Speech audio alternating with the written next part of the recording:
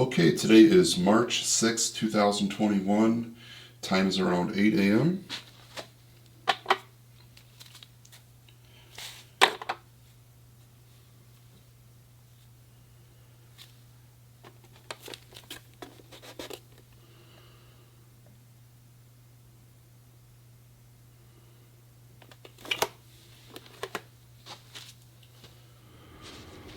Okay, current physique update.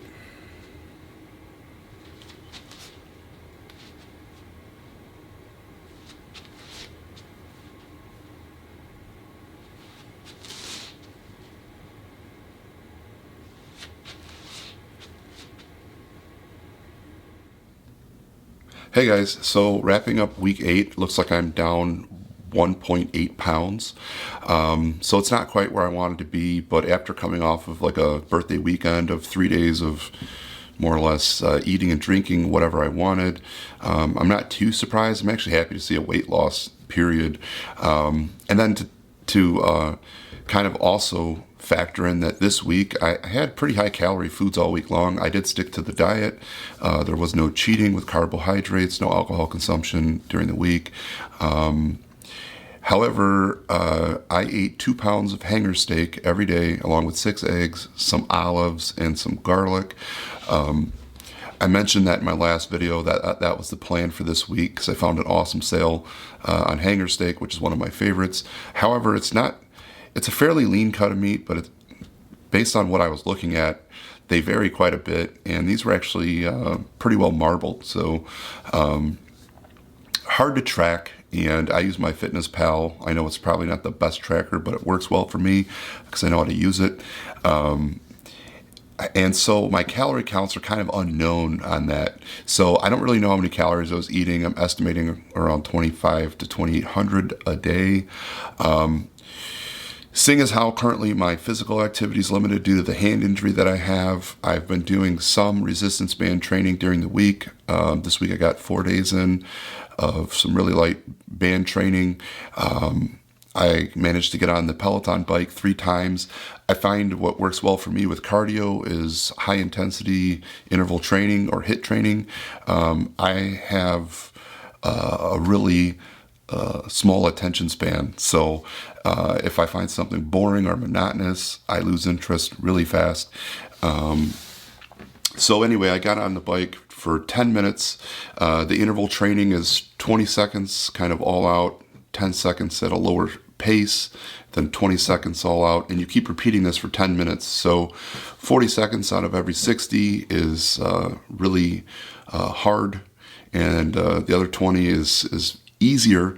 I can't quite keep up. It's an expert level program, so I just do the best I can.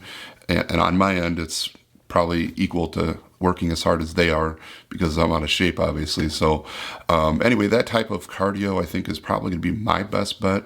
So I'm going to try to keep that up on a daily basis, although it takes so much out of you. It's really hard, and that's why I only did it 3 times.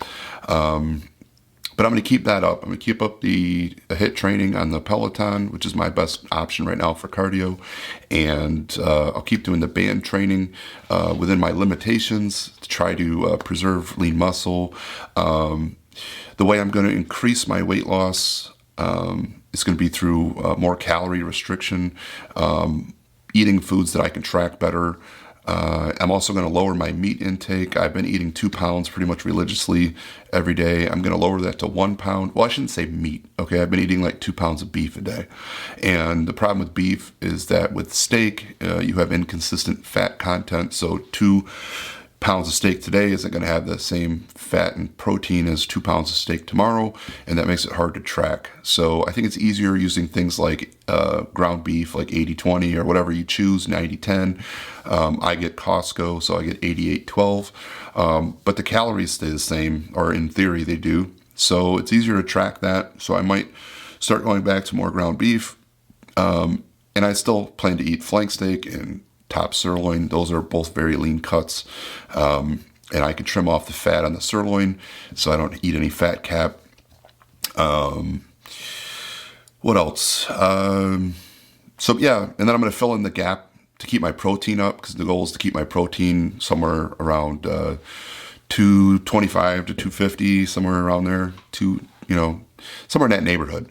And I give myself a range because I realize that these meat products are going to vary in content. So I try to hit around 225. Sometimes I go a little over, sometimes I'm a little under. Figure it all balances out in the end. As long as you're not having huge macro swings, it's probably not a big deal.